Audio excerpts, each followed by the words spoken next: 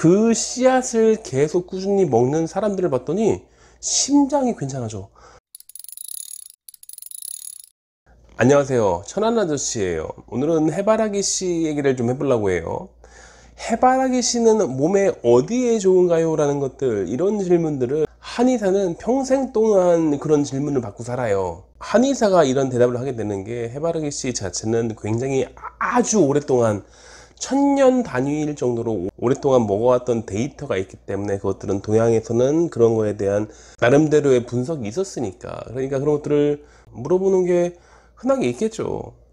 그 고대, 무지한 우리 고대 한의사들, 원시인과 크게 다르지 않았던 그 한의사들이 전부 다 그런 것들에 대한 정보를 나름대로는 이제 전부 다 체계화 시켜가지고서 정의를 해놓은 게 있으니까 굉장히 독특한 학설이 있었죠.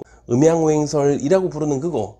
이게 보니까 해바라기라는 놈이 하루 종일 태양을 따라다닌단 말이에요. 그러니까 하루 종일 돌아가면서 계속 태양을 바라봐. 그래서 햇볕을 계속 받아들여요.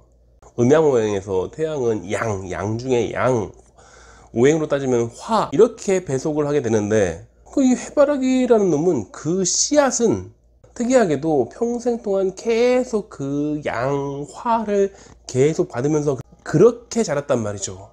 사람 몸에도 그에 대응되는 것들이 있냐? 있어요. 심장. 사람 몸에 있는 오장육부의 양의 극단에 있는 거, 그리고 오행상으로는 화의 배속이 돼요. 근데 하필 우연인지 모르겠지만 항상 태양을 쭉 보고 살고 있는 그 해바라기가, 그 해바라기의 태양을 향하는 면에 있는 그 씨앗이, 그 씨앗을 계속 꾸준히 먹는 사람들을 봤더니 심장이 괜찮아져. 아니, 옛날에도 심장과 혈관에 있는 관계에 대해서는 충분히 알고 있었거든. 그렇기 때문에 양과 화를 보고 있는 그 해바라기의 씨앗을 먹게 되면은 사람 몸의 양과 화의 극단에 있는 심장과 혈관이 좋아진다. 그런 거를 동양 철학이라고 부르는 거고, 한의학에 왔을 때는 맥을 짚었는데 쓸데기 없이 괜히 맥이 너무 센 사람들, 그리고 심지어는 그 박동이 미묘하게 좀 박자가 달라. 엇박이야. 따닥따닥딱 쉬었다가 다시 따닥따닥딱 이런 식으로 정말 튼튼해 보이지만 갑자기 숨을 쌕쌕 몰아준다든지 몸이 자꾸 부어, 이런 사람들. 그래서 그런 사람들한테 먹였어요. 왜냐면은 한의학의 기초 이론 중에 하나거든. 이런 정도의 효능이 있을 수 있는 가능성이 있다라고 해가지고서 한번 먹여볼 수 있는 거죠.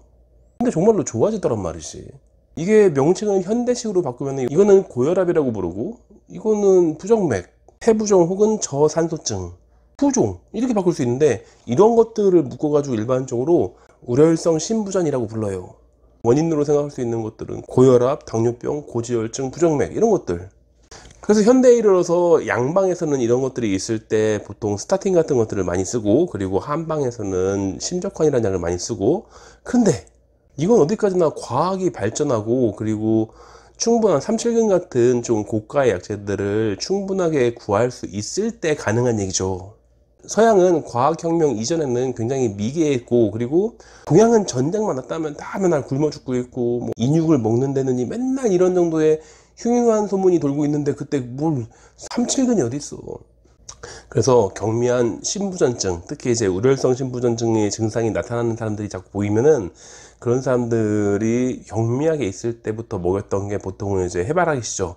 물론 그때 해바라기 씨도 구하기 어려웠겠지만 다른 것들에 비해서는 훨씬 쉬우니까. 근데 이제 그렇게 해가지고서 써왔다는 걸 알겠어. 그리고 일정 부분의 효과가 있는 것도 입증이 됐어. 그런데 현대적으로 이것들을 어떻게 해석할 것이냐. 옛날에처럼 뭐 태양, 뭐 일광, 화, 뭐 양, 뭐 이렇게 해가지고서 음양오행설로 가지고 설명을 했다고 치지만, 음양오행설 자체가 굉장히 연역적인 방법으로 만들어진 학설이기 때문에 이거는 따지고 들어가면은 이 학설 전체 통째로 전부 다 증명해야 되는 굉장히 곤란한 문제가 생겨요.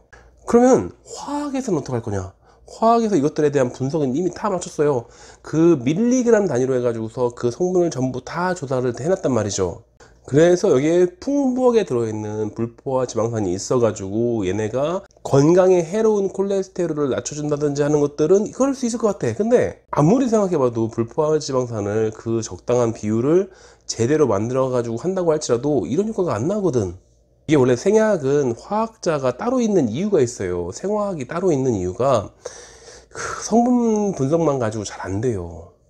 그래서 양약 같은 경우에도 소화제를 만들 때 이게 아무리 성분을 해도 안 되기 때문에 그냥 은근슬쩍 그 나팔꽃 씨앗 같은 것들을 집어넣고, 그리고 화상 치료하는 연고를 만들 때도 잘 안 되니까, 그러니까 은근히 이제 동양에서 그 자운고라는 약이 있거든요. 그 화상 치료제가 있는데 거기에 주 성분 중에 하나인 참기름을 쓱 집어넣어요. 이거를 성분만 가지고 합성하려고 하다 보니까 효과가 안 나와요. 그래서 동양 철학은 뭔가 좀 허술해 보이긴 하지만 또 은근히 잘 맞고, 그리고 화학 쪽은 굉장히 철두철미해서 잘 맞을 것 같지만 막상 현실적으로도 잘 안 돼요 또. 근데 분명한 것은 동양에서는 해바라기 씨앗을 가지고서 굉장히 오랜 기간 동안 해바라기 씨를 먹으면서 뇌 심혈관계 질환의 예방이나 치료 같은 것들에 도움이 된다는 것들을 알고 있었고 실제로 응용을 했었단 말이죠. 그럼 뭐 화학이 좀 잘못된 거네. 그게 맨날 얘기해봤자 무슨 불포화지방산이 어쩌고 비타민 E가 어쩌고 이딴 소리 나오고 있으니까. 근데 화학이 정말 완벽하게 잘하는 게 있어요. 어차피 성분 중에서 일정 용량이 되면은 그 성분이 갖고 있는 부작용을 뻔히 추측할 수 있거든. 해바라기 씨는 60% 정도가 기름이에요. 좋은 기름이고 나쁜 기름이고 간에 어쨌건 기름이기 때문에 이건 불도 붙고 먹으면 칼로리가 돼요. 굉장히 높아요. 얼마나 높냐? 제 기억에는 같은 중량일 때 거의 2배 가까이 되는 걸로 알고 있어요. 그만큼 높아요. 그러니까 해바라기 씨를 많이 먹으면 살쪄요.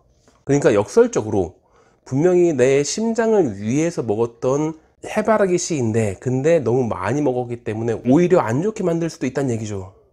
이거는 화학이 밝히고 있는 거예요. 그러니까 적당히 먹어야 돼요. 이게 많이 먹는다고 무조건 좋고 이런 게 아니에요. 그러니까 심장, 뇌, 혈관, 관상동맥 이쪽에 문제가 있는 분들 같은 경우에는 약을 먹는 것도 좋겠죠. 양약 중에는 아까도 얘기했지만 스타딘 이외에도 저는 양약을 뭐 전문이 아니기 때문에 다 얘기할 수 없지만 많은 것들이 있을 때고, 한방에는 심적한 이외에도 심장에 도움이 될 수 있는 한약 같은 것들이 많이 준비가 돼 있어요. 근데 그런 약을 먹기 전에 굳이 그렇게 약을 막 먹는 게 아니라고 할지라도 그저 간식으로 먹는 것들을 무슨 과자를 먹는 것보다 그저 한 줌의 해바라기 씨를 먹는 것만 가지고도 좀 도움이 되게 할 수 있으니까. 그래서 뇌 심혈관계 질환에 의심이 된다든지 이미 앓고 있다든지 아니면 예방을 해야 될 필요가 있는 가족력이 있는 분, 그런 분들 같은 경우에는 좀 드셔두시는 것도 좋지 않겠는가, 그런 얘기를 하려고 동영상을 만든 거예요. 근데 마지막으로 한 가지 문제가 있어요. 비싸요. 아니 해바라기 씨 별로 안 비싼데? 그래가지고 맨날 그거 사가지고서 우리 그 집에 있는 햄스터 먹이로 주고 있는데. 아니 비싸긴 뭐가 비싸. 양꼬치 집에 가면은 맨날 그거 주잖아요. 근데 그게 비싸다고? 그건 싸구려. 비싼 거는 해바라기 씨 자체가 유기농으로 질 좋은 것들 같은 경우에는 비싸요. 심지어는 그 자체가 비싼데 그거를 압착해 가지고서 고가의 해바라기 씨 유를 만들잖아요. 식용유를 만들잖아요. 그래서 부가가치가 훨씬 더 높게 할 수 있기 때문에 해바라기 씨 질 좋은 애들은 비싸요. 근데 아까도 얘기했지만 해바라기 씨는 어차피 많이 먹으면 건강에 오히려 더 안 좋을 수도 있다고 했잖아요. 덜 먹으면 되지. 아껴가지고 좋은 걸 사가지고 아껴서 드세요. 그럼 되지. 많이 먹어봤자 어차피 건강에 안 좋다니까.